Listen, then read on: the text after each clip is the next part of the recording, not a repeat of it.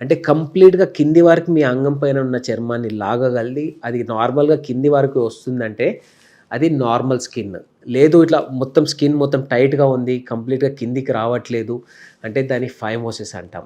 ఈ ఫైమోసిస్ ఉన్న వాళ్ళు మీరు చేయాల్సిన పనేంటి?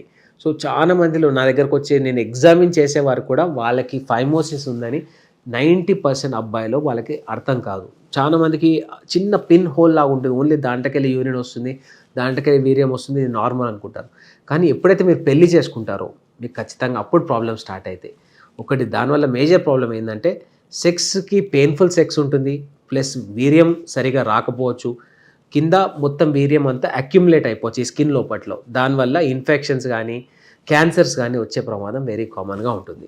సో, ఫస్ట్ అబ్బాయిలందరూ ఆల్మోస్ట్ మీరు 12 ఇయర్స్ నుంచి ఎవరైతే ఈ వీడియోస్ ఎవరైతే చూస్తున్నారో అందరూ మీ అంగం పైన స్కిన్‌ని ఖచ్చితంగా వెనకకి, ముందుకి అనుకొని చూసుకోండి. ఇది ఫ్రీగా వస్తుందా లేదా చూసుకోండి. ఫ్రీగా రాకపోతే మాత్రం డెఫినెట్లీ ఇది ఫైమోసిస్ అనే కండిషన్ ఉండే ఛాన్సెస్ ఉంటాయి.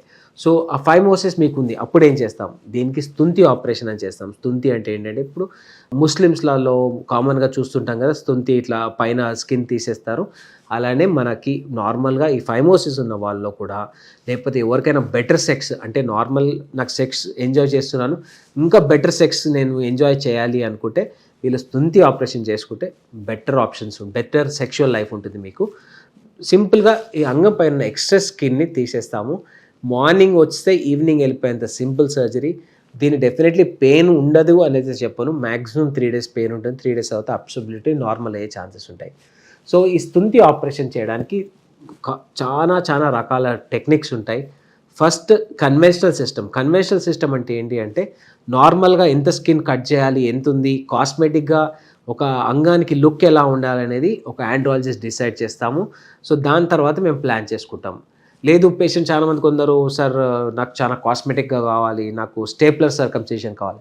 సో, స్టేప్లర్ సర్కంసిషన్ ఒక డాక్టర్ పాయింట్ ఆఫ్ వ్యూ చాలా సింపుల్ సర్జరీ. నాకు ఒక లెస్ దాన్ 2 మినిట్స్‌లో సర్జరీ అయిపోతుంది.